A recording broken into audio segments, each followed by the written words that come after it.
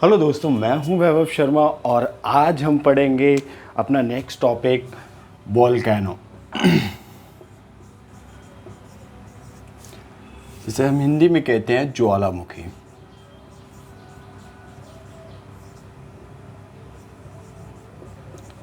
तो आज हम देखेंगे ज्वालामुखी के बारे में कि हमारे ज्वालामुखी कैसे बनती है और कहाँ पे हमारे जो ज्वालामुखी हैं, एग्ज़ाम पर्सपेक्टिव से कौन कौन से इम्पॉर्टेंट ज्वालामुखी हैं, इन सब सारी चीज़ों को हम देखेंगे। तो चलिए सबसे पहले हम स्टार्ट करते हैं वोल्केनो के बारे में कि वोल्केनो होते क्या हैं। सबसे पहले हम बात करें इनका मतलब क्या होता है, अर्थ क्या होता है, वोल्केनो क्या होता है। तो वोल्केनो के बारे में बात की जाए कि ये वहाँ पाए जाते हैं, अगर इनके प्लेस की बात करें, ये वहाँ पाए जाते हैं, वह स्थान ये कहाँ पे पाए जाते हैं, वहाँ पे पाए जाते हैं जहाँ पे बहुत लावा और आपकी लावा देखने को मिलती है, गैसें होती हैं, जहाँ से जैसे मैं आपको फिगर के तहत बताऊं तो ये है, ठीक है। इसको अभी एक सेकंड के लिए भूल जाओ। तो ये क्या है, इसके नीचे आपको मिलेगा मैग्मा चैम्बर। ये मोल्टेन है, टेम्परेचर बहुत ज़्यादा होता है। जब टेम्परेचर बहुत ज़्यादा होता है तो नीचे क्या होता है, ये आपकी मैग्मा है, मैग्मा, जिसे इंग्लिश में भी मैग्मा ही कहेंगे। मैग्मा चैम्बर है और इसमें आपकी मोल्टन ये जो पाई जाती है, ठीक है। अब ये कुछ फोर्सेस जैसे कन्वेक्शनल फोर्स, संवहन फोर्स हैं और भी कई एक्टिविटी के कारण ये क्या होती है, ये मैग्मा जब ऊपर की तरफ आती है तो यहाँ पे एक विस्फोट होता है और इस नली के थ्रू ये मैग्मा आती है हाई टेम्परेचर की वजह से। और मैग्मा होती क्या है, इस मैग्मा की बात करें तो टेम्परेचर जो तापमान होता है अंदर का बहुत ज़्यादा होता है, जिससे जितने भी सारे पदार्थ हैं, मैटर्स हैं, वो क्या हो जाती हैं, मेल्ट हो जाती हैं, पिघल जाती हैं और पिघल कर क्या होती हैं, मैग्मा का रूप ले लेती हैं। और ये मैग्मा जब ऊपर आती है तो ये इस फॉर्म में ऐसे करके फ्लो होने लगती है और ये जो फ्लो हो रही है इसी को कहते हैं लावा। तो जब ये लावा अंदर होती है अर्थ के तो इसे क्या कहते हैं, तब इसे हम कहते हैं मैग्मा। और जब ये लावा बाहर आ जाती है तब इसे हम लावा कहते हैं। और यही लावा जब हवा या पानी के कांटेक्ट में आती है, सूखने लगती है और इसके बाद क्या होती है, ये रॉक में, जिसे हम सैल कहते हैं, चट्टानों में, रॉक्स चट्टानों में क्या होती है, तब्दील हो जाती है, ठीक है। तो ये था वोल्केनो के बारे में। तो वोल्केनो में क्या होता है, जब ये लावा जो मैग्मा होती है इसमें बहुत सारे पदार्थ होते हैं, जैसे हम कहें इसमें गैसेस भी होती हैं, यहाँ पे आपको राख भी देखने को मिलेगी ऐस, और यहाँ पे आपको क्या देखने को मिलेगा, राख के साथ साथ आपको वाटर वेपर्स जो जल वाष्प हैं वो भी देखने को मिलेंगी, जल वाष्प भी देखने को मिलेंगी। यहाँ पर आपको और क्या मिलेगा, यहाँ पर आपको जल वाष्प के साथ साथ कुछ रॉक्स के सेडिमेंट भी देखने को मिलेंगे, जो चट्टानें हैं, जो सेल्स हैं, चट्टान हैं, चट्टानों के क्या हैं, टूटी हुई चट्टानों के जो पार्ट्स हैं, कह सकते हो वेस्टेज जो है, वो भी आपको देखने को यहाँ पे मिलेगा। ये सब कुछ इसके साथ निकलता है, ठीक है।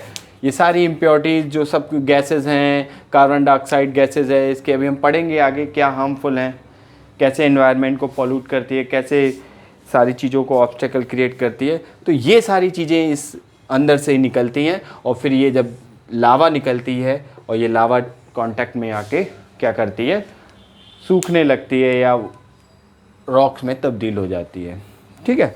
तो चलिए अब हमने यहाँ पर ये तो हमने देख लिया, अब हम इसका बेसिक थोड़ा और जान लें। अगर हम इसके बेसिक की बात करें तो देखो यहाँ पे क्या होता है, हम पिछले लेक्चर में पढ़ चुके हैं, हमने यहाँ क्रस्ट के बारे में पढ़ा था, मेंटल के बारे में पढ़ा था और कोर के बारे में पढ़ा था। अभी हम केवल इस पार्ट पे फोकस करेंगे।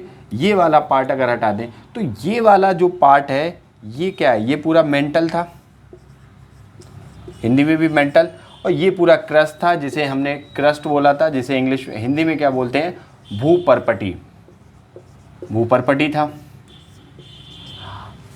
अब हम देखें, ये आपका क्रस्ट में भी मेंटल में भी ये अपर मेंटल था, ऊपरी मेंटल थी, अपर मेंटल था, और ये लोअर मेंटल था, निचली मेंटल थी। ये आपकी अपर क्रस्ट थी और ये आपकी लोअर क्रस्ट थी,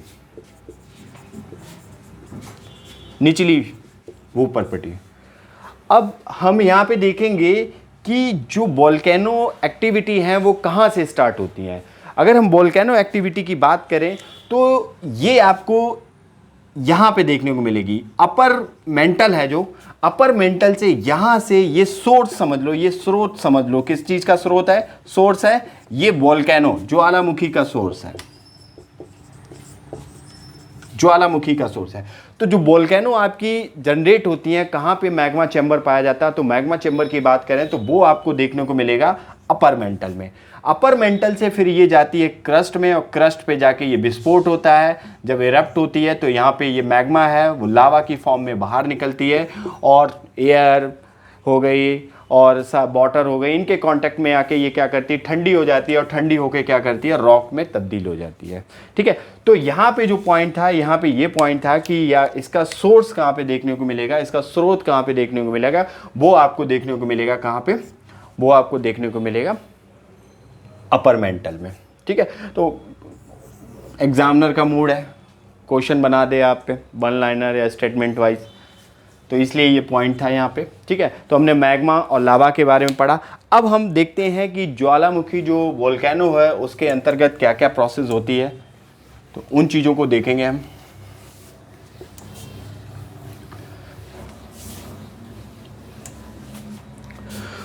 तो यहाँ पे हम अगर देखें कि वोल्केनो जो एक्टिविटी है,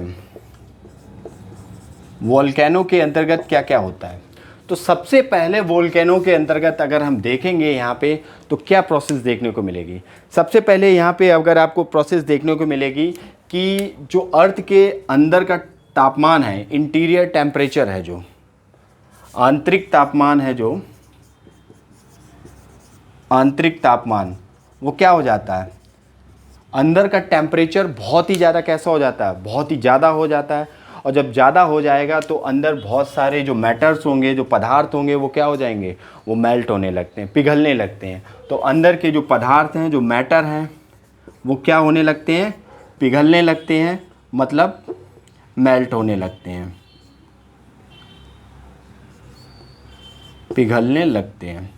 अब जब वो पिघलने लगते हैं तो क्या होता है, जब वो पिघलते हैं इसके बाद कुछ फोर्सेस की वजह से दूसरा क्या होता है, वो जो मैग्मा है, वो मैग्मा क्या करती है, वो सतह पे आती है। अब वो मैग्मा जो पिघली है, जो मैग्मा मेल्ट हुई है, वो क्या करती है, वो सतह पे आती है, और जब सतह पे आती है तो वो किसका रूप ले लेती है, किस फॉर्म में आती है, तो वो लावा के फॉर्म में आती है। और अभी हमने बात की थी, तो लावा के फॉर्म में आके फिर वो एयर या वाटर के कांटेक्ट में आती है, और एयर या वाटर के कांटेक्ट में आके वो क्या करती है, वो ठंडी होती है, और ठंडा होके क्या बनती है, वो रॉक्स में तब्दील हो जाती है। इसके बाद और भी प्रोसेस होती हैं, जैसे वीदरिंग, जिसे अपक्षय बोलते हैं, ये सारी प्रोसेस होती है, जिसमें क्या होता है, इसी वायु या जो वाटर है, पानी है, इसके कांटेक्ट में आके ये वीदरिंग प्रोसेस होती है। और इस प्रोसेस में क्या होता है कि ये जो रॉक्स होती है छोटे छोटे पार्ट्स में टूट जाती है, और ये छोटे छोटे पार्ट्स में टूटने के बाद ये सॉइल में कन्वर्ट हो जाती है, जिससे आपकी ब्लैक सॉइल बनती है। जैसे आपके इंडिया में जो डेक्कन ट्रैप में पाई जाती है, जहाँ पे कपास की खेती होती है, जिसे रेगुड सॉइल या कपासी सॉइल भी कहते हैं, मिट्टी भी कहते हैं। तो ये सब, लेकिन ये प्रोसेस बहुत ही लंबी चलती है, सालों दर सालों चलती है, तब ये देखने को मिलता है। ठीक है, तो मैग्मा सतह पे आके लावा बनाती है, फिर ये लावा क्या करती है, अब ये लावा क्या कर रही है, थर्ड पॉइंट पे यहाँ पे आएंगे प्रोसेस में। तो ये लावा, हमने भी बात की, किसके कांटेक्ट में आती है, एयर के कांटेक्ट में आके, वाटर के कांटेक्ट में आके क्या करती है, ये एयर और वाटर के कांटेक्ट में आके ठंडी हो जाती है, और ठंडी होके बहुत सारी टोपोग्राफी बनाती है। और ये क्या क्या टोपोग्राफी बनाती है, टोपोग्राफी मतलब यहाँ स्थलाकृतियाँ बनाती है। अब क्या क्या स्थलाकृतियाँ बनती हैं, तो इन स्थलाकृतियों की बात करें तो जैसे कि यहाँ पे आपके प्लेट्यूज देखने को मिलेंगे, आपके कुछ अंदर की साइड प्लेट्यू देखने को मिलेंगे। जैसे हम बाहर की बात करें, एक्सट्रूसिव टोपोग्राफी की बात करें, तो इसमें आपके प्लेट्यूज देखने को मिलेंगे। प्लेट्यू के साथ साथ हमें यहाँ पे स्प्रिंग, हॉट स्प्रिंग्स देखने को मिलेंगे बहुत सारे। हमें कुछ ऐसे मतलब एलिवेटेड फॉर्म्स देखने को मिलेंगे, ऊंचे उठे हुए पठार टाइप के, हिल्स टाइप की देखने को मिलेंगी। या हमें कुछ डेप्रेस्ड फॉर्म देखने को मिलेंगी जो नीचे धसे हुए गर्त टाइप के हैं। ये सारे लावा की वजह से बनते हैं। और ये लावा कैसे हैं? ये सारे एक्सट्रूसिव होते हैं। एक्सट्रूसिव मतलब बाह्य आकृतियां होती हैं ये। अब कुछ आंतरिक आकृतियां भी बनती हैं लावा ज्वालामुखी के विस्फोट से, जो पृथ्वी के अंदर ही बन जाती हैं। और वो आंतरिक कैसी हैं? जैसे बैकोलिथ बनता है, फैकोलिथ बनता है, लैपोलिथ, और यहाँ पे जैसे डाइक है, सिल्ट है, ये सारी आकृतियाँ बनती हैं। इनको हम पढ़ेंगे, अच्छे से पढ़ेंगे, मैप वाइज देखेंगे इनको सारी नेक्स्ट लेक्चर में। फिलहाल हम वोल्केनो पे हैं। तो यहाँ पे हमने ये देखा प्रोसेस, इसके अंतर्गत क्या क्या प्रोसेस होती है। सबसे पहले तापमान क्या होता है? बढ़ता है। अब तापमान बढ़ता है तो क्या होता है? यहाँ पे पदार्थ जो भी पृथ्वी के अंदर होते हैं वो पिघल जाते हैं। अब जब वो पदार्थ पिघलते हैं तो क्या होता है? मैग्मा में तब्दील हो जाते हैं। मैग्मा चैम्बर से क्या होती है? वो मैग्मा फिर कुछ फोर्सेस की वजह से ऊपर आती है, सतह पर लावा में तब्दील होती है। और लावा वो क्या करती है? वायु और पानी के कांटेक्ट में आके बहुत सारी टोपोग्राफी बनाती है, मतलब स्थलाकृतियाँ बना देती हैं। तो चलिए अब नेक्स्ट हम देखते हैं यहाँ पे ज्वालामुखी विस्फोट से रिलेटेड। तो उम्मीद करता हूँ ये चीज़ समझ में आ रही होगी आपको।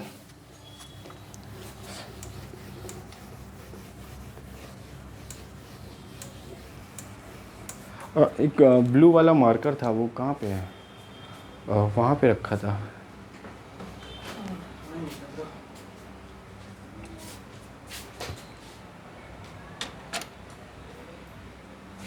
है नहीं वहाँ पे, चलो कोई नहीं।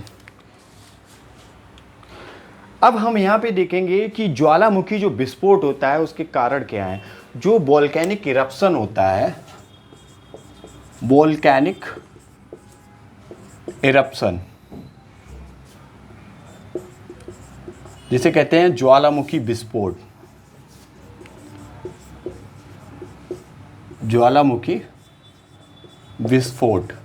अब ये ज्वालामुखी विस्फोट के कारण क्या है, रीज़न क्या है जिसकी वजह से ये ज्वालामुखी विस्फोट होता है?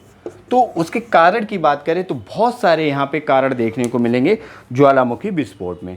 तो पहला जो कारण है यहाँ पे क्या है? आंतरिक भाग का तापमान बढ़ जाना।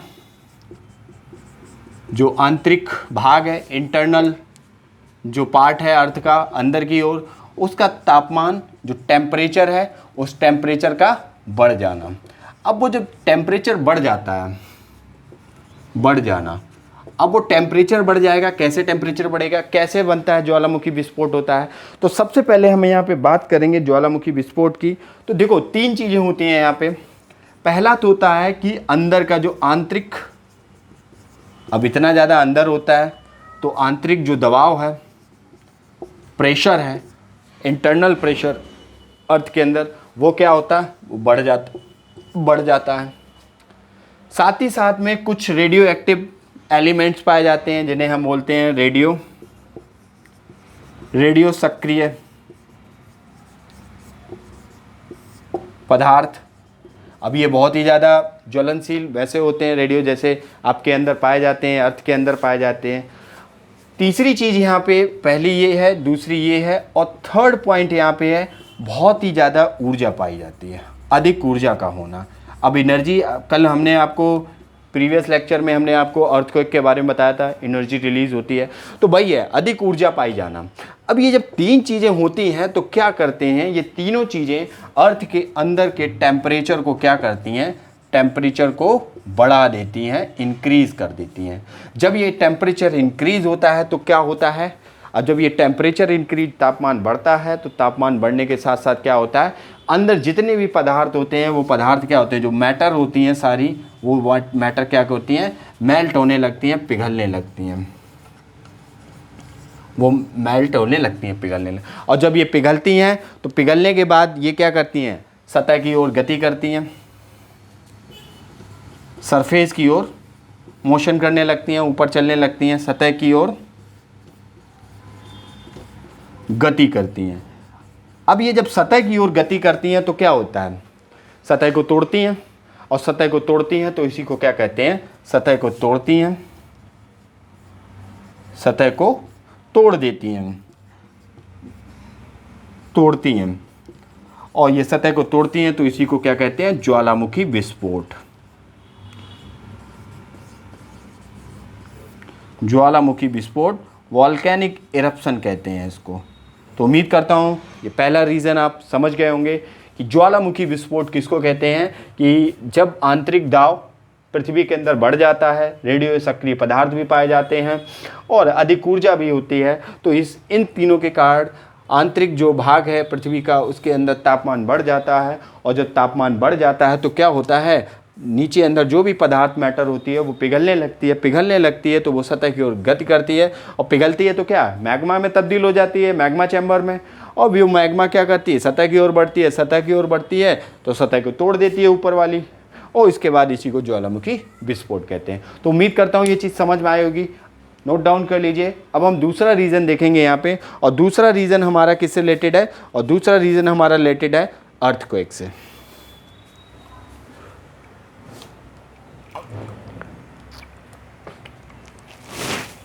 चलिए अब हम बात करते हैं सेकंड रीज़न की।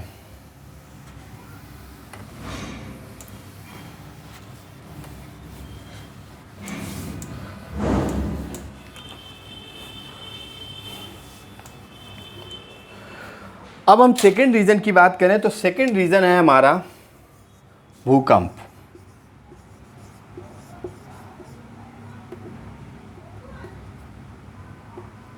भूकंप जिसे हम कहते हैं अर्थक्वेक। अर्थक्वेक। अब ये रीज़न कैसे बन जाता है ज्वालामुखी विस्फोट के लिए, तो देखो भूकंप क्या होता है, पृथ्वी की सतह पर उत्पन्न किसी भी प्रकार का कंपन है, ये तो हमने कल पढ़ाया था। ये क्या है, सतह पर उत्पन्न किसी भी प्रकार का एक टाइप का वाइब्रेशन है, कंपन है। अब जब सतह पर कंपन होती है तो क्या होती है, तीव्रता बढ़ जाती है। अब जब भूकंप की क्या करते हैं, भूकंप की तीव्रता बढ़ती है तो सतह पर क्या बढ़ जाती हैं, अब जब तीव्रता बढ़ती है, इंटेंसिटी बढ़ती है, तीव्रता बढ़ती है तो क्या होता है, तीव्रता बढ़ने के साथ साथ सतह पर दरार पड़ जाती है, सतह पर दरार पड़ जाती है, और ये दरार पड़ती है, इससे सतह कमज़ोर हो जाती है, और जब सतह कमज़ोर हो जाती है तो क्या होता है, ज्वालामुखी विस्फोट, वॉल्केनिक इरप्शन देखने को मिलता है। समझ गए। तो ये दूसरा कारण हो गया आपके वॉल्केनिक इरप्शन का, कि यहाँ पे वॉल्केनिक इरप्शन कैसे देखने को मिलता है कि भूकंप आता है तो आपकी जो धरती है वो क्या कंपन करने लगती है, जब कंपन करती है तो तीव्रता बढ़ती है, भूकंप की तीव्रता बढ़ती है तो सतह पर क्या होता है, दरार आ जाती है, और दरार की वजह से कमज़ोर पड़ जाता है सतह, और इसकी वजह से वॉल्केनिक इरप्शन आपको देखने को मिलती है। तो उम्मीद करता हूँ ये कारण समझ गए होंगे आप। और भी इसके कारण हैं, लेकिन एक चीज़ नोट डाउन कर लो, जो ज्वालामुखी इरप्शन होता है, जो ज्वालामुखी विस्फोट होता है, वो हमेशा अर्थक्वेक की वजह से नहीं होता। अर्थक्वेक एक रीज़न नहीं है, रेयर केस में आपको ये देखने को मिलेगा, ये हमेशा इसकी वजह से ज्वालामुखी विस्फोट नहीं होता है। ठीक है, तो ये चीज़ याद रखना आप। ठीक है, तो चलिए, तो समझ गए होंगे उम्मीद करता हूँ आपको। अच्छा, एक और है टेक्टोनिक प्लेट को लेके, उसको भी आप देख लो। टेक्टोनिक प्लेट क्या होता है, जैसे ये दो टेक्टोनिक प्लेट हैं, एक मान लिया ये टेक्टोनिक प्लेट है और एक मान लिया ऐसे करके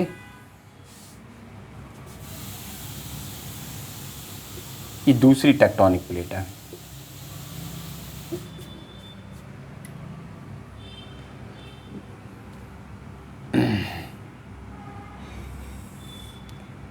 ये एक टेक्टोनिक प्लेट है।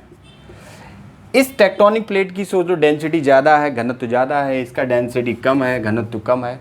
अब जब डेंसिटी जिसकी ज़्यादा होगी वो टेक्टोनिक प्लेट क्या होगी, ऊपर होगी, नीचे होगी, और जिसकी डेंसिटी कम होती है वो टेक्टोनिक प्लेट क्या होगी, नीचे की साइड आपको देखने को मिलेगी। जहाँ पे ये दोनों टेक्टोनिक प्लेट मिलती हैं वहाँ पर ये वाइब्रेशन क्रिएट सा होता है, लेकिन ये जब टूटती है तो टूटती चली जाती है, टेम्परेचर बढ़ता है तो जिससे ये जो टूटी है इसका जो मलबा होता है टेक्टोनिक प्लेट्स का, ये किस में तब्दील हो जाता है, ये आपका मैग्मा में तब्दील हो जाता है। ये मैग्मा चैम्बर है आपका, ये क्या है, मैग्मा चैम्बर है आपका। और ये जब तब्दील हो जाता है तो यही यहाँ पे आपको ये फिर ये ऊपर उठता है और ये सतह को तोड़ता है और इसके बाद यहाँ पे आपको ज्वालामुखी जैसी क्रियाएं देखने को मिलती हैं। ठीक है, तो दो टेक्टोनिक प्लेट जहाँ पे मिलती हैं, एक दूसरे से कोलाइड करती हैं, एक दूसरे की तरफ आती हैं, कन्वर्जन करती हैं, तो वहाँ पे भी आपको ज्वालामुखी एक्टिविटी देखने को मिलेगी। ठीक है, उम्मीद करता हूँ ये चीज़ समझ में आएगी। अब हम बात करते हैं ज्वालामुखी के प्रकार की। तो ये 3 हमने कार्ड देख लिए, और भी इसके कार्ड हैं ज्वालामुखी के। अब हम बात करते हैं ज्वालामुखी के प्रकार की। कितने प्रकार की ज्वालामुखी होती हैं? तो सबसे पहले हम इसके टाइप की बात करें, इरप्शन को हटा दो, वॉल्केनिक टाइप। अगर हम टाइप की बात करें, ज्वालामुखी के प्रकार की बात करें, तो कितने प्रकार की ज्वालामुखी होती हैं, हम इस पे डिस्कशन करेंगे। तो देखो, सबसे पहले अगर हम बात करें तो आपकी आती है सील्ड। कौन सी आती है आपकी? सील्ड। सील्ड वोल्केनोज,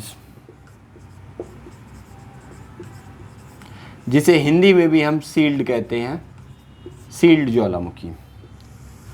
दूसरे नंबर पे आती है आपकी कंपोजिट। कौन सी आती है? कंपोजिट।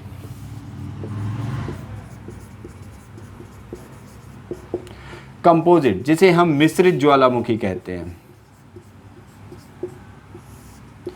जिसे हम मिश्रित ज्वालामुखी कहते हैं। और तीसरे नंबर पे आपकी आती है कौन सी?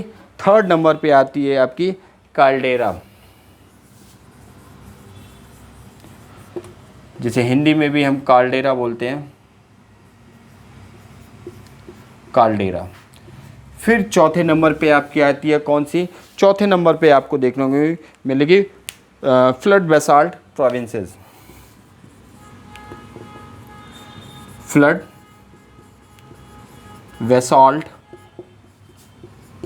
प्रोविंसेस, जिसे हम बोलते हैं, हिंदी में बोलते हैं क्या बोलते हैं? Flood basalt provinces. हिंदी में कहेंगे हम जिसको बेसाल्ट प्रवाह क्षेत्र, बेसाल्ट प्रवाह क्षेत्र। अब देखो, सील्ड वोल्केनो की बात करें तो ये सबसे ज़्यादा आपकी वोल्केनो पाई जाती हैं, मतलब ये सबसे ज़्यादा विशाल वोल्केनो में से एक है, ये सर्वाधिक विशाल वोल्केनो में से एक है। जो सबसे ज़्यादा बड़ी बड़ी वोल्केनो होती हैं उनमें से एक आपको देखने को मिलेगी। कौन सी? Shield volcano.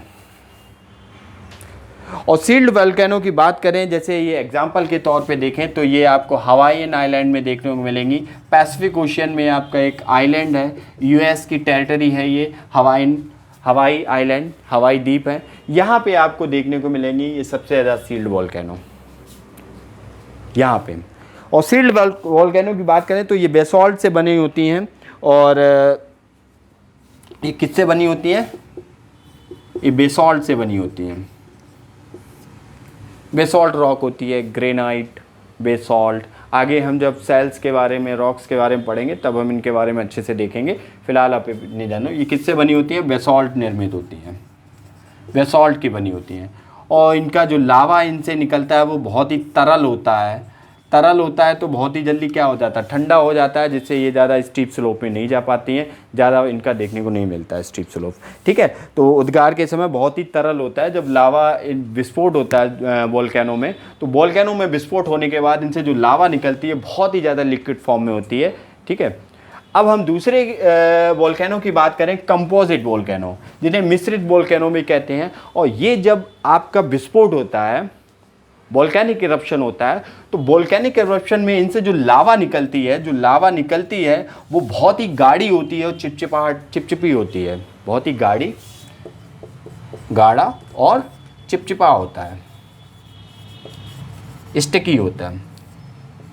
ठीक है, यहाँ से लावा। तो यहाँ पे क्वेश्चन पूछ दिया जाता है, कभी वन लाइनर या आपसे स्टेटमेंट वाइज, जैसे भी क्वेश्चन फ्रेम कर दिया जाए तो कभी कभार स्टेटमेंट वाइज ही क्वेश्चन पूछ दिया जाता है। इनमें कौन सी वोल्केनो का टाइप है, इनमें कौन सी वोल्केनो है, 4 ऑप्शन रखे होंगे कि जिनमें से जो लावा निकलती है बहुत ही गाढ़ी और चिपचिपी होती है। तो आपको पता होना चाहिए वो कंपोजिट वोल्केनो है, मिश्रित वोल्केनो आपको देखने को मिलेगी।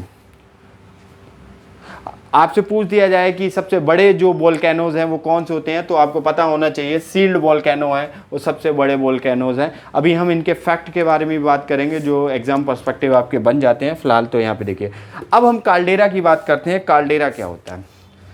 काल्डेरा की बात करें तो ये आप एक, जैसे ये माउंटेन है, ये माउंटेन का ये पीक है। पीक पे क्या होता है, ये बहुत ही ज़्यादा डेंस वैसे होते हैं। इनकी बात करें काल्डेरा की, तो पृथ्वी पे पाए जाने वाले ये सबसे ज़्यादा क्या है, सबसे ज़्यादा विस्फोटक ज्वालामुखी होते हैं, सबसे ज़्यादा इरप्ट होने वाले ज्वालामुखी होते हैं। इनका इरप्शन बहुत ही ज़्यादा होता है। क्या होता है, ये इतने विस्फोटक होते हैं कि इनमें विस्फोट होता है तो ये बहुत ही ऊंचे ना जाके नीचे ही धंस जाते हैं। जब ये नीचे धंस जाते हैं तो इनमें ऊपर की जो इनकी पीक होती है उनमें इस टाइप की एक शेप बन जाती है, गोल ऊपर का ये चीज़ हट जाती है। तो इसको ही हम क्या कहते हैं, काल्डेरा। अब इसमें ही जब बारिश होती है पानी भर जाता है, और पानी भर जाता है तो इसके बाद यही काल्डेरा लेक बन जाती है माउंटेन पीक पे आपको। ठीक है, अब हम बात करते हैं फ्लड बेसॉल्ट प्रोविंसेस की। बेसॉल्ट प्रवाह क्षेत्र, बेसॉल्ट प्रवाह क्षेत्र से क्या होता है, लावा बहुत ही ज़्यादा तरल होती है और बहुत ही विस्तृत क्षेत्र में फैल जाती है काफ़ी ज़्यादा। जैसे आपके इंडिया में ही पाया जाता है फ्लड बेसॉल्ट प्रोविंस पाया जाता है, बेसॉल्ट प्रवाह क्षेत्र पाया जाता है। जैसे डेक्कन ट्रैप है अपने भारत में, क्या है, डेक्कन ट्रैप, ये आपका महाराष्ट्र में पूरा देखने को मिलेगा डेक्कन ट्रैप, और इस साइड देखने को मिलेगा। तो ये बहुत ही बड़ा डेक्कन ट्रैप हमारा एरिया कवर करता है, कर्नाटक, महाराष्ट्र, कुछ मध्य प्रदेश का एरिया कवर करता है, गुजरात का एरिया कवर करता है। तो ये क्या है, ये आपका फ्लड बेसॉल्ट प्रोविंस में आता है आपका। तो उम्मीद करता हूँ ये टाइप आप समझ गए होंगे। हमने क्वेश्चन भी बात डिस्कशन कर लिया कि यहाँ पे कैसे क्वेश्चन बनाए जा सकते हैं। तो चलिए अब नेक्स्ट बात करते हैं। अच्छा, एक और होता है आपका 5 नंबर पे, तो ये नोट डाउन कर लीजिए, बहुत ही ज़्यादा इम्पॉर्टेंट है।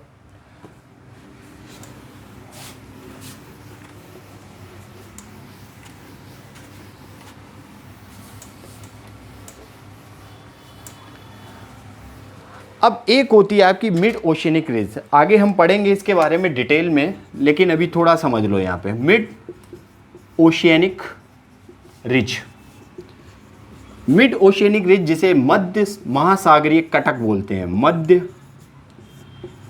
महासागरीय कटक कहते हैं। अब मध्य महासागरीय कटक क्या होते हैं, ओशियंस के बीच में क्या होता है कि जो वॉल्केनिक जब प्रोसेस होती है, जब वॉल्केनो निकल रही होती है, तो देखो मध्य महासागरीय कटक में जैसे ये ओशियन है, अब ओशियन में क्या हुआ, यहाँ पर ये वॉल्केनिक इरप्शन हुआ। अब वॉल्केनो से यहाँ से पानी भरा हुआ, ये ओशियन के अंदर ही होता है, रिज ओशियन के अंदर ही पाई जाएगी, बाहर नहीं। तो यहाँ पे जब ये वोल्केनो इरप्शन होता है, इससे जो लावा निकलती है वो पानी के कांटेक्ट में आती है और तुरंत ही ठंडी हो जाती है, ठंडी होकर एक रॉक बनाती है। तो यहाँ पे ऐसे इस टाइप से एक रिज बनती चली जाती है। जैसे अटलांटिक ओशन में सबसे लंबी दुनिया की जो मिड ओशियनिक रिज देखने को मिलती है, आपको इंडियन ओशन में कार्लसबर्ग कटक, जो कार्लसबर्ग रिज देखने को मिलेगी। कम से कम 70,000 किलोमीटर पूरे ही अर्थ पे आपको रिजेस देखने को मिलेंगी। ठीक है, ये है रिज, इसके बारे में हम डिटेल में पढ़ेंगे। तो यहाँ से भी आपका ज्वालामुखी विस्फोट देखने को मिलता है, जिसकी वजह से ये सारी टोपोग्राफी आपकी ओशियन में देखने को मिलती है।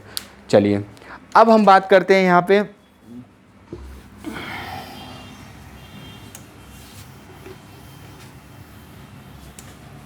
हमने स्थलाकृतियों की बात कर ली है कि स्थलाकृतियाँ क्या क्या बनेंगी, इस पे एक अलग से टॉपिक देखेंगे हम और उस पे देखेंगे सारी स्थलाकृतियों को। अब हम बात करते हैं वोल्केनो के एक्टिव जो वोल्केनो है। एक टाइप और होता है वोल्केनो को, देखो यहाँ पे होती हैं एक्टिव वोल्केनो, जिन्हें हम सक्रिय ज्वालामुखी कहते हैं। एक होती हैं कौन सी, एक होती हैं आपकी डोरमेंट, डोरमेंट वोल्केनो, जिन्हें हम सुसुप्त ज्वालामुखी कहते हैं। एक होती है आपकी इनएक्टिव वोल्केनो, इन्हें हम एक्सटिंक्ट वोल्केनो भी कह देते हैं। एक्सटिंक्ट मतलब ये मतलब सक्रिय नहीं है, ये मृतक हैं एक टाइप की। कैसी हैं? मृतक। इनमें कोई भी विस्फोट कईयों सालों से देखने को नहीं मिला, हजारों सालों से इनमें कोई भी विस्फोट नहीं हुआ है, तो इन्हें इनएक्टिव वोल्केनो का दर्जा दे दिया गया है। तो चलिए हम देखते हैं सबसे पहले एक्टिव वोल्केनो के बारे में।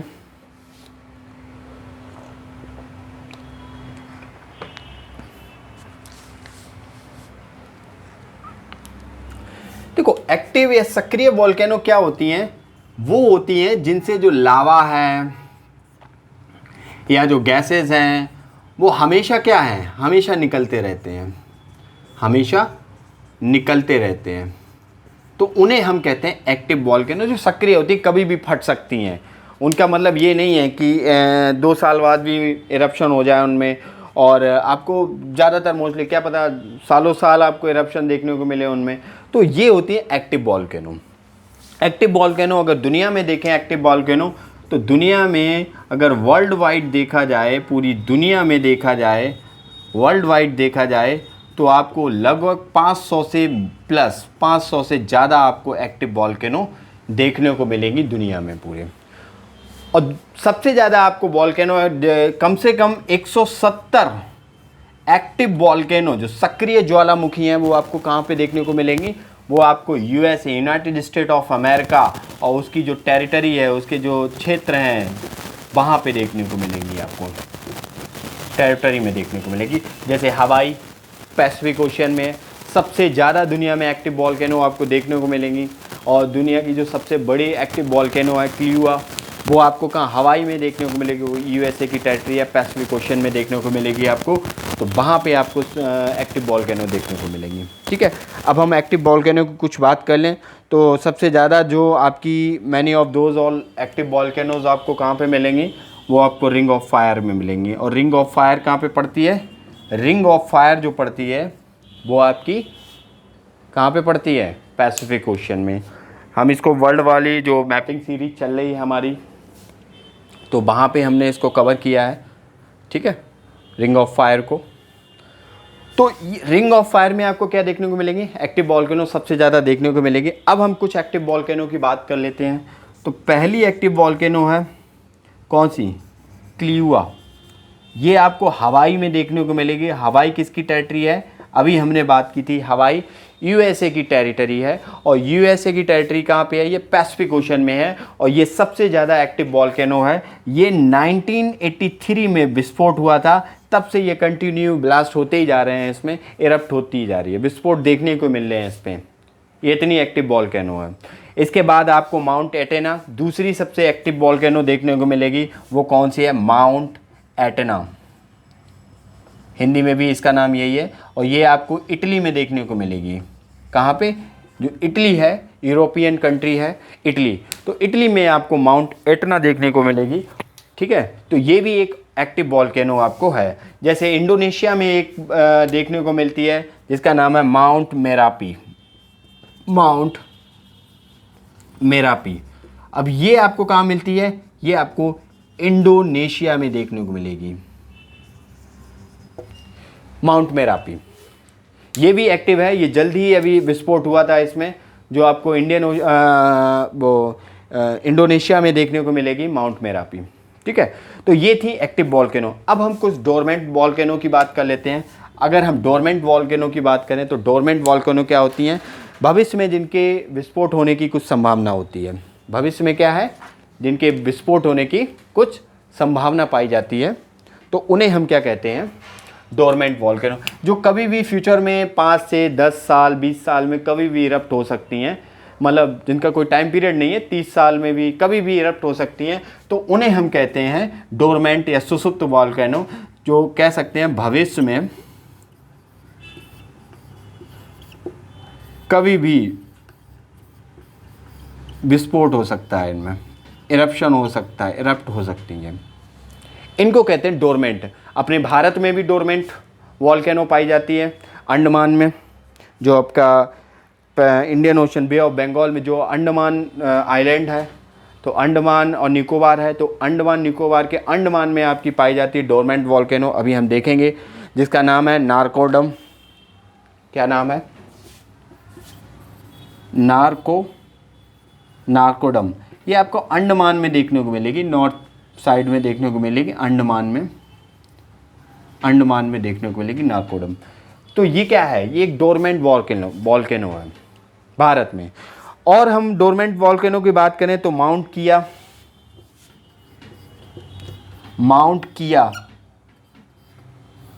किया क्या है? ये भी एक डोरमेंट वॉल्केनो है, और ये आपकी कहाँ पाई जाती है? ये आपकी हवाई, अभी हवाई की बात की थी हमने, हवाई आइलैंड आपका कहाँ पे है? ये आपका पड़ता है यूएसए की टेरिटरी है, और कहाँ पड़ती है? ये पैसिफिक ओशन में देखने को मिलती है। और यहाँ पे आपको देखने को मिलेगा माउंट किया, जो एक डोरमेंट या सुषुप्त वॉल्केनो है। वहीं हम बहुत ही फेमस, बहुत ही ब्यूटीफुल बोला जाता है इसको, माउंटेन को वर्ल्ड का सबसे ब्यूटीफुल माउंटेन दर्जा दिया गया है, माउंट फ्यूजी। अब माउंट फ्यूजी आपका जापान में पाया जाता है, डोरमेंट है, ये कभी भी फट सकता है, लेकिन जापान के लोग इसके इर्द गिर्द घूमते रहते हैं, इन्होंने एक टूरिस्ट प्लेस बना रखा है इसको, ठीक है, किसको? माउंट फ्यूजी को। तो इसको दर्जा भी दिया गया है कि दुनिया की सबसे सुंदर वॉल्केनो का टैग मिला हुआ है इसको, ठीक है। एक माउंट अरात है। ये कुछ इम्पॉर्टेंट माउंट हैं जो ज्वालामुखी हैं जिनकी हम बात कर रहे हैं। माउंट अरात ये टर्की में देखने को मिलेगी, टर्की जो जो तुर्की है, टर्की है जिसका नाम हो गया है, टर्की नहीं रहा, टर्की है, तो टर्की में देखने को मिलेगी आपको माउंट अरारत, ठीक है। तो ये कुछ इम्पॉर्टेंट माउंट वॉल्केनो हैं जिन पे क्वेश्चंस आपके कभी मैच द फॉलोइंग में ही बन जाते हैं, या आपके वन लाइनर में पूछ दिया जाता है कि माउंट फ्यूजी आपका कहाँ पाया जाता है। तो आपको पता होना चाहिए कि माउंट फ्यूजी आपका कहाँ देखने को मिलेगा, वो आपका जापान में देखने को मिलेगा। माउंट किया मैच द फॉलोइंग में पूछ दे तो माउंट किया कहाँ है, वो का हवाई में है, यूएसए का पार्ट है, पैसिफिक ओशन में देगा। माउंट अरारत तो आपको कहाँ मिलेगा, टर्की में मिलेगा, ठीक है। ऐसे ही आपको और भी माउंट क्लिवा पूछ दे, माउंट मेरापी पूछ दे, तो मैच द फॉलोइंग में ऐसे, क्योंकि ये घटनाएं होती रहती हैं वॉल्केनिक करप्शन की, एक्टिव वॉल्केनो होती रहती है। अभी इंडोनेशिया में जल्द में हुआ था एक्टिव वॉल्केनो, ये मेरापी जो विस्फोट हुआ था इसमें। तो इससे वैसे जो करंट वैसे जो क्वेश्चन हमारे हैं यहाँ से बन जाते हैं डायरेक्ट, ठीक है। तो मैच द फॉलोइंग या स्टेटमेंट वाइज या आपसे सिंगल लाइन क्वेश्चन ऐसे ही पूछा जा सकता है। तो आइए अब नेक्स्ट की हम बात करते हैं। जो नेक्स्ट है आपका इनएक्टिव वॉल्केनो, तो इसको नोट डाउन कर लीजिए। चलिए अब हम इनएक्टिव वॉल्केनो के बारे में देख लेते हैं।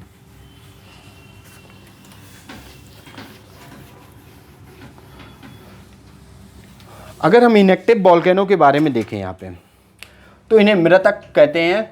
इनकी भविष्य में विस्फोट होने की संभावना बहुत ही ज़्यादा कम होती है। सालों दर साल हो जाते हैं, हज़ारों साल, 500 साल, 600 साल, 700 साल, ये तब से विस्फोट ही नहीं हुए हैं। इनमें कोई भी इरप्शन देखने को नहीं, बिल्कुल कहते हैं मृतक हो चुकी हैं, इनएक्टिव हैं, एक्सटिंक्ट हो गई हैं। अब ये वॉल्केनो एक्टिविटी इनमें कोई रही नहीं है, लेकिन फिर भी है, इनके अंदर नीचे मैग्मा पाया जाता है। जैसे आपको देखने को मिलेगा माउंट किलिमंजारो,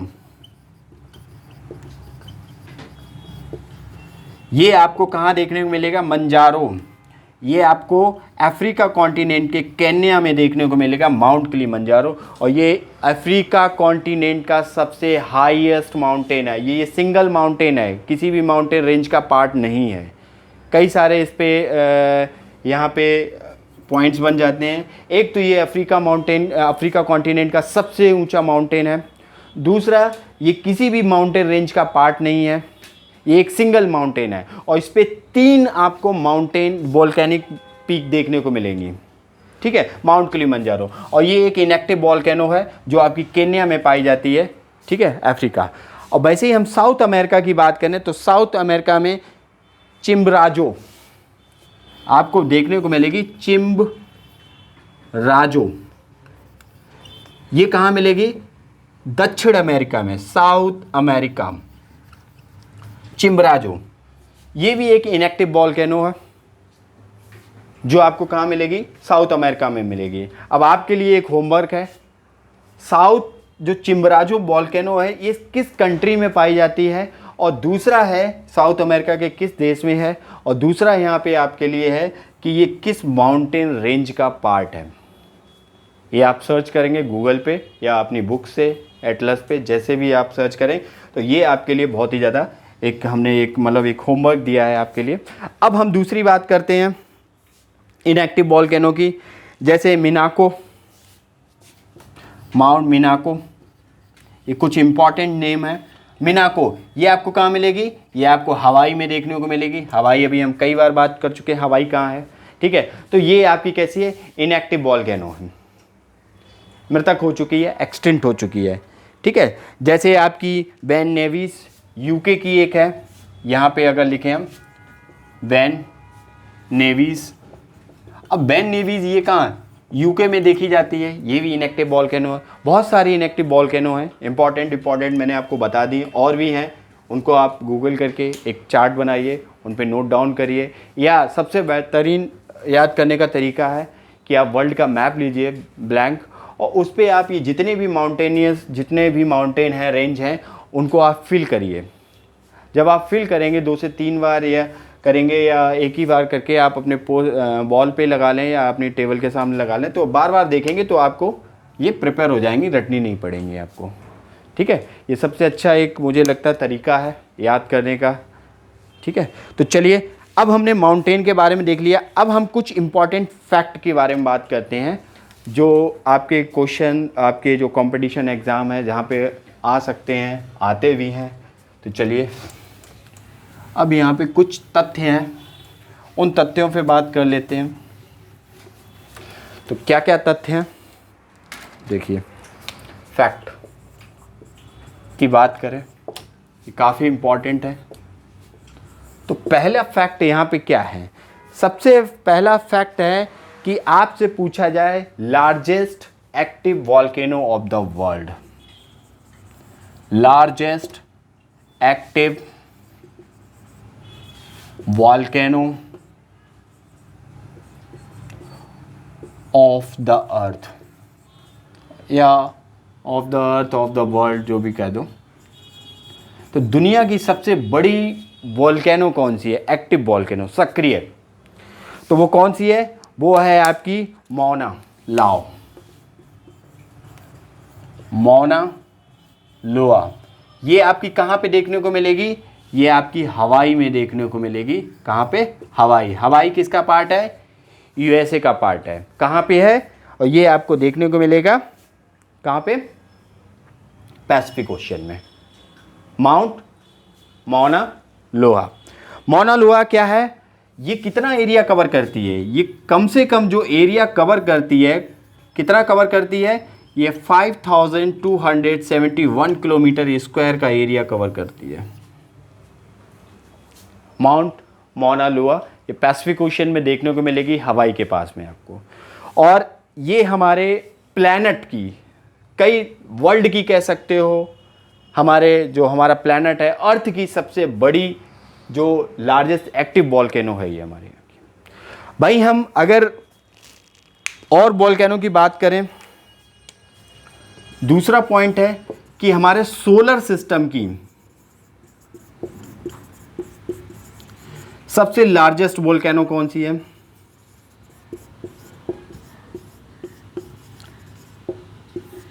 तो सोलर सिस्टम की सबसे लार्जेस्ट वोल्केनो कौन सी है, वो ओलंपस मॉन्स है। कौन सी है, ओलंपस मॉन्स। ये कहां पे पाई जाती है, ये ओलंपस मॉन्स जो है ये आपको मार्स पे देखने को मिलेगी, मंगल ग्रह पे देखने को मिलेगी, और ये इतनी बड़ी है, ये 3 टाइम्स ऑफ माउंट एवरेस्ट है। ये एवरेस्ट जो पर्वत है, दुनिया की सबसे ऊंची चोटी है हमारे अर्थ पे, तो उसका ट्रिपल टाइम्स, ये समझ लो माउंट एवरेस्ट है तो इसका इतनी ऊंची है, ये 3 टाइम्स, 3 गुनी ऊंची, मतलब ऊंचाई में ये माउंट ओलंपस। ये एक वोल्केनो है और ये मार्स पे पाई जाती है। ये हमारे सोलर सिस्टम की, हमारे सौर मंडल की सबसे बड़ी वोल्केनो है। ठीक है। अच्छा, ये इस पे एक वो है कि माउंट एवरेस्ट पे आपको चढ़ने में डिफ़िकल्टी होती है, काफ़ी ज़्यादा स्टीप स्लोप है वहाँ पे आपको, लेकिन ओलंपस पे चढ़ने पे कोई कठिनाई नहीं होगी क्योंकि इसकी जो स्लोप है ये काफ़ी एरिया कवर करता है। इस पे आराम से चढ़ा जा सकता है माउंट ओलंपस पे। ठीक है, तो उम्मीद करता हूँ ये चीज़ समझ में आई होगी। अच्छा, भारत में भी एक एक्टिव वोल्केनो है, उसके बारे में हम देख लेते हैं। अब भारत में जो एक्टिव वोल्केनो है वो कौन सी है? इंडिया में जो एक्टिव वोल्केनो है उसका नाम क्या है? बैरन आइलैंड। और ये कहाँ पे पाई जाती है? ये आपको बैरन द्वीप है और ये आपको अंडमान में देखने को मिलेगी। अंडमान के ईस्टर्न पार्ट में, नॉर्दर्न अंडमान के ईस्टर्न पार्ट में आपको देखने को मिलेगा, एक बैरन आइलैंड देखने को मिलेगा और उस बैरन आइलैंड पे ही भारत की एक्टिव वोल्केनो देखने को मिलेगी। ठीक है। तो आपके लिए एक क्वेश्चन है यहाँ पे बैरन आइलैंड को लेके, जो हमारे भारत में पाई जाती है, कि ये लास्ट कब इरप्शन हुआ था, इसमें लास्ट कब विस्फोट हुआ था? तो कमेंट बॉक्स में लिख के बताइए हमें कि लास्ट इसमें कब विस्फोट देखने को मिला था बैरन आइलैंड पे, जो हमारी एक्टिव वोल्केनो है। और यहाँ पे कुछ फैक्ट और हैं आपके। सबसे अगर हम ऊंचा हाईएस्ट वोल्केनो की बात करें, इसको नोट डाउन कर लीजिए।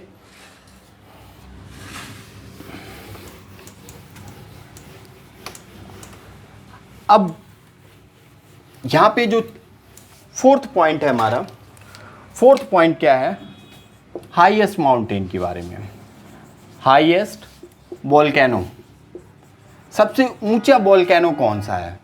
सबसे ऊंचा, दुनिया का सबसे ऊंचा वोल्केनो, ऊंचा ज्वालामुखी। ये आपका ज्वालामुखी कहाँ पाया जाता है? ये आपका ज्वालामुखी देखने को मिलता है अर्जेंटीना और चिले की सीमा पे देखने को मिलता है। कहाँ पे? अर्जेंटीना और चिली, जो चिली है, चिली की सीमा पे देखने को मिलता है, इनकी बाउंड्री लाइन पे देखने को मिलता है। जो एंडीज पर्वत माउंटेन, दुनिया की सबसे लॉन्गेस्ट माउंटेन रेंज है एंडीज, और सेकंड हाईएस्ट माउंटेन रेंज है एंडीज। तो एंडीज पे ही आपको देखने को मिलेगा, और जिसका नाम क्या है, जिसके नाम की बात करें, Ojos del Salado. Ojos del Salado, ये आपको देखने को मिलेगी। ये कितनी ऊंची है? ये 6,853 मीटर ऊंची है। 6,853 मीटर, 6,893 मीटर ऊंची ये वोल्केनो आपकी दिख रही है। ये कुछ इंपॉर्टेंट फैक्ट थे जिनके बारे में हमने बात किया। वोल्केनो, हमने ये भी देखा कि वोल्केनो इरप्शन कैसे होता, वोल्केनो प्रोसेस देखी, क्या कारण है, इन सब चीज़ों पे बात किया, कैसे क्या क्वेश्चन बन सकते हैं, इन चीज़ों पे बात किया है। तो अब नेक्स्ट लेक्चर में हम देखेंगे जो हमारी इंट्रूसिव एक्सट्रूसिव जो टोपोग्राफी बनी थी, स्थलाकृतियाँ बनती हैं वोल्केनो के कारण, उन पे हम बात करेंगे, उन पे लेक्चर पे देखेंगे। तो चलिए मिलते हैं नेक्स्ट लेक्चर में, तब तक के लिए जय हिंद।